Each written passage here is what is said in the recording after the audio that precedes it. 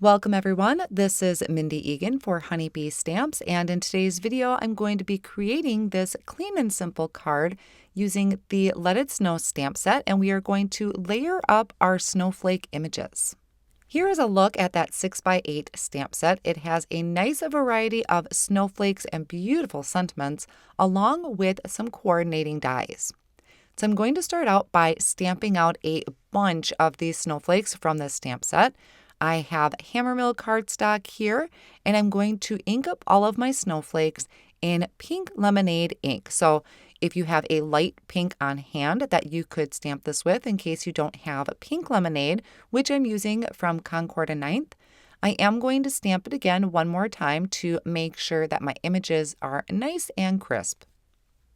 I'm going to bring in another sheet of cardstock, and this time I'm stamping all of the images in poppy ink. So this is a really bright Christmas red that I think is going to layer together beautifully with that pink lemonade. Now that both of my panels are stamped, I'm going to take the coordinating die and I'm going to line it up over each of the snowflakes.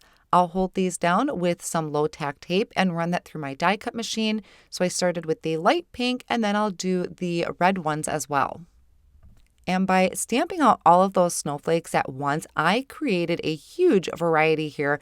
I won't be using all of them, of course, but I am going to save them for future cards. To work on my background, I'm taking the pierced Fancy Flakes die and I'm cutting that out of white cardstock. And then I'm taking a circle die and I'm going to die cut that out of that pierced panel. Now, originally I had planned on using the positive piece where most of the piercing would be on there, but I decided to go with just that circle piece. So only the circle piece is going to have that pierced stitching on there. The other panel I have is just a plain white sheet of cardstock. I'll then start building up my snowflakes. So I started with all red, but then I grabbed the middle piece, or the medium snowflake, is going to be in that light pink, and I'm offsetting them so that my entire piece is like this huge medallion that's going to be sitting on that circle piece I die cut. For the rest of the background, I cut out strips of cardstock and I'm going to align them diagonally across the front of my A2 panel here. This is cut to 4 1/4 by 5 1/2. The cardstock colors I'm using are from Concord and Ninth. They are pink lemonade, poppy, tide pool, and juniper, and I'm just attaching them with a tape runner. Then for my snowflakes, to give them a little bit more dimension and kind of definition in between the layers, I'm going to put some thin foam squares behind my middle snowflake, so it's the medium-sized one. Here I'm just going to offset it, so it's going to fill in nicely. And then for the smaller one, I'm also putting those thin foam squares on the back, and I'm going to align my points try and align them in a straight line.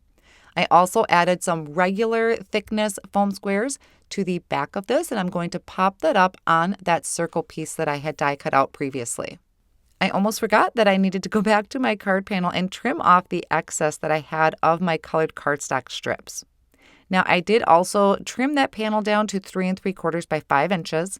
I'm bringing that in to my MISTI stamping tool, and I'm aligning everything where I want it to go on the front of the card.